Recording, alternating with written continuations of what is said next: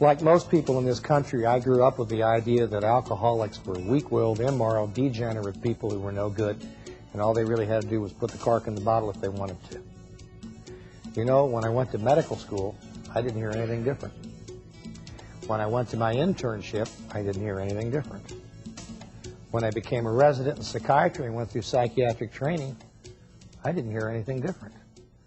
So when I started to treat my first alcoholics, I treated it as if their drinking was a symptom of some other underlying problem.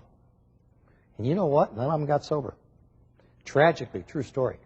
The first alcoholic that I really invested myself in trying to help, I saw for 2 years, 4 days out of every 5, for an hour at a time. So that's over 200 hours of psychotherapy.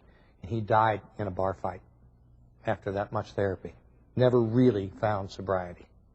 It was his death that got me to reassess what I was doing in treatment. And I actually went to an internist who had been treating alcoholics successfully for years, including Skid Row alcoholics, and said, "What am I doing wrong?" And he said, "David, what you have to understand is that alcoholism is a primary disease that has its own cause, its own signs and symptoms, and it has to be treated that way. When you treat people as if it's a symptom of some other problem, what you're probably doing is giving them better excuses to drink than they could have come up on their own." I heard him, I didn't believe him. But I started to do that. I treated people as if they were suffering from a primary disease. I tried to convince people they had a disease. But I'm not so sure I really believed it. Until finally I decided, you know, I got to stop being such a hypocrite here. One of the things I found out about alcoholics and drug addicts is they are real good at picking up when you're being dishonest. And I think they could pick that up on me. And I think that didn't help my success rate in trying to help people quit drinking. So I decided, let's look into it. And I realized that after 4 years of pre-med, 4 years of medical school, a year of internship, 3 years of psychiatric residency, and a year of what's called a postdoctoral fellowship, I didn't know how to define the word disease.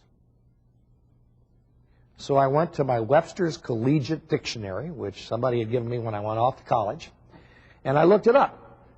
And it said, disease, a condition of the living animal or plant body or one of its parts that impairs the performance of a vital function. I thought about that. I thought, well, my goodness, there's no doubt alcoholism impairs one's ability to perform. It can rot your liver, it can rot your brain, it can kill you. Those are pretty vital functions. So I couldn't wait to go to my next group. I had people in the hospital, and I went in there that next morning. I sat down, I said, I'm going to prove to you that alcoholism is a disease, and I went over that definition with them.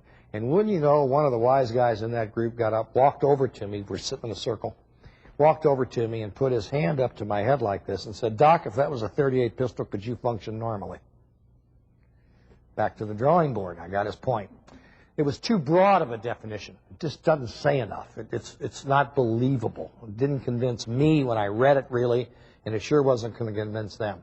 So I went back home, and I pulled out my medical dictionary, Dorland's Illustrated Medical Dictionary, and looked up the definition there. Much better. Disease, a definite morbid process having a characteristic train of symptoms. It may affect the whole body or any of its parts, and its etiology, the medical word for cause, its pathology, the medical word for what changes, and the prognosis may be known or unknown.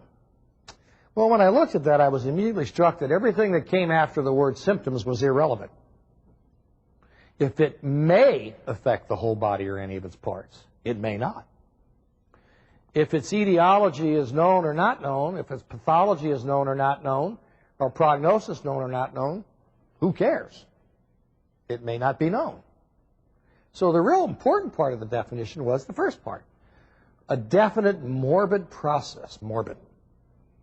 Is there any doubt that a person who's alcoholic, that's morbid? I mean, it destroys their life, it destroys their families, it destroys their careers, it destroys their body, their spirituality, it destroys everything. That was easy to see. The next part, the word train of symptoms, that word